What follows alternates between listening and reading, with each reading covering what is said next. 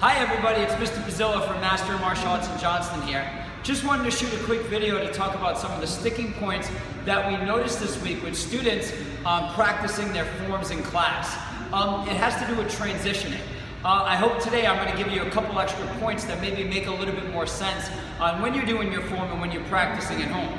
Remember, to become a great martial artist, you can't just take class a couple times a week. You have to invest the time in practicing at home. I'm not talking about an hour of practicing. 5 minutes a day goes such a long way of practicing your skills at home. So here's the three ideas that I want to show you.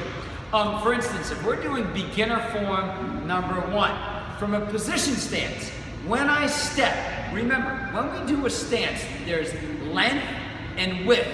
I don't want to step straight forward like this. I want to step off to the angle. See how wide my base is? And see how solid my base is? So when I would go upper block, punch, front kick, jump front kick, and I step off the base here. See that angle? And then I hit a downward block and a punch. Now for orange belts next week, you're gonna be learning how to go to the back of the form. Every form we do at Mastery, when we turn, our right foot steps behind our left foot. And I always unspin over my right shoulder. Bam! Now that I'm here, if you notice my stance, see the width, see how wide it is and the length? I'm in a good position to finish the form down the end, okay? Second idea is if we're an intermediate or advanced student or even a black belt, we're working on our element. So for instance, if I was to do element number 1, shh, ha! Notice how I transition. I step back and I set my solid foundation. I upper block, I punch, I front kick, I downward block, and I punch. Same idea as the beginner.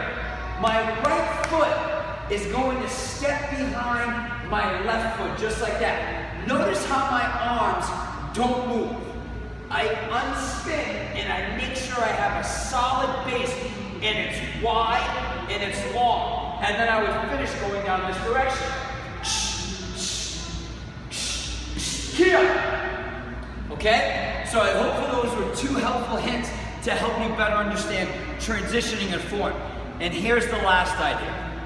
Visualization. When you do a form, I want you to visualize giving it your best effort. When you're doing something, you need to learn how to push yourself to the limit where you don't think you can go anymore, and then you push yourself further. That's a mental mindset as martial artists we need to practice. So the 3 ideas about transitioning is number 1, making sure that you have a stance that's wide and long enough. When we transition, we always transition with our right foot and we go over our right shoulder in any form that we do at Mastery. And the 3rd idea is visualizing.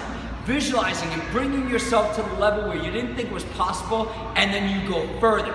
That's how success is created in martial arts. So remember, coming to class a couple times a week just isn't going to do it. Practicing at home for about 5 minutes a day, especially that, will build your confidence, but also make you the best martial artist possible. All right, guys, have a great day, and I'll see you next week for our next video.